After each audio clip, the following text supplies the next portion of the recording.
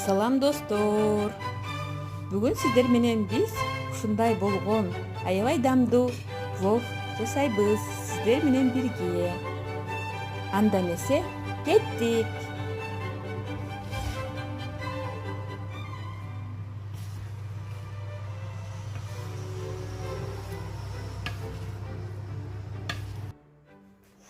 Булар сиздер көрүп тургандай бизге керектелүүчү азыктар. Казанга майды куюп, майды кызытып алабыз.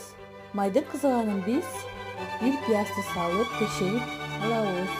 Андан кийин май кызыгандан кийин пиязды биринчи салып, аны кызарта кууруйбуз. Эмнеге биринчи этти куурубадыңар деген суроо пайда болушу мүмкүн. Анткени пиязды кызарта куурусаң, аштын өңү дагы кыпкызыл болуп, даамы дагы аябай даамдуу болот. Пияз кызара куурулгандан кийин биз этти салып, этти дагы аябай жакшылап кууруп алабыз.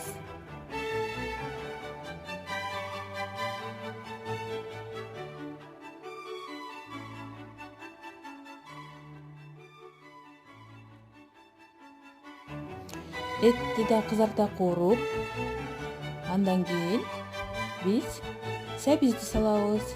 Сабизди да жакшылап аралаштырып кууруп баштайбыз. Сабиз куурулгандан кийин биз суу куябыз. Суу куюп, суу кайнап чыккандан кийин казандын капкагын жаап, жай отто 25 мүнөт кайнатабыз.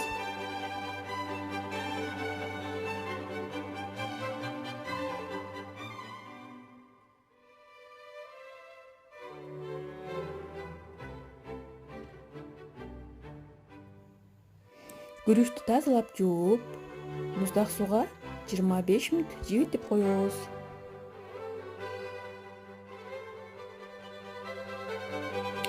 Ошентип биз аш демдей турган убакытта келди.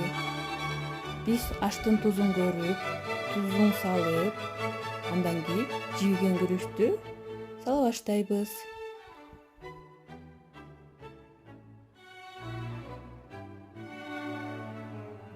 Күрүчтү салгандан кийин суусу аз болуп калса, үстүнө кайнак суу куйсак болот.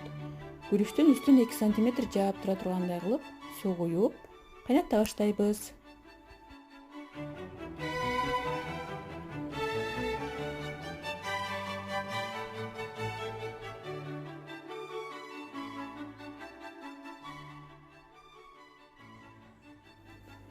Күрүчтүн суусу тартылгандан кийин биз чеснокту ортосуна салып, күрүчтү ортого топтой баштайбыз.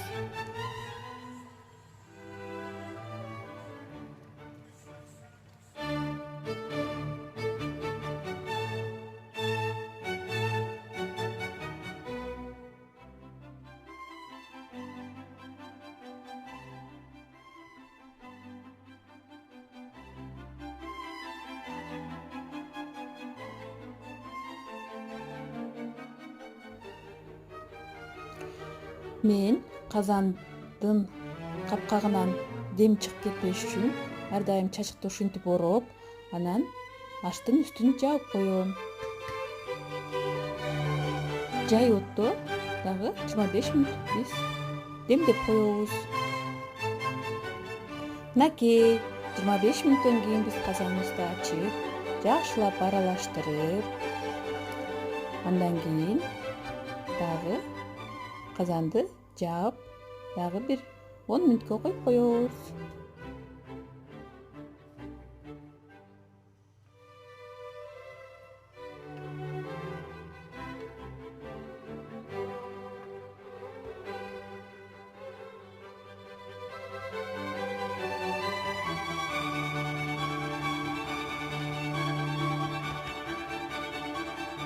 Мына достор, мына эми биздин ашыбыз даяр. Бардыгыбызга тамагыбыз таттуу болсун.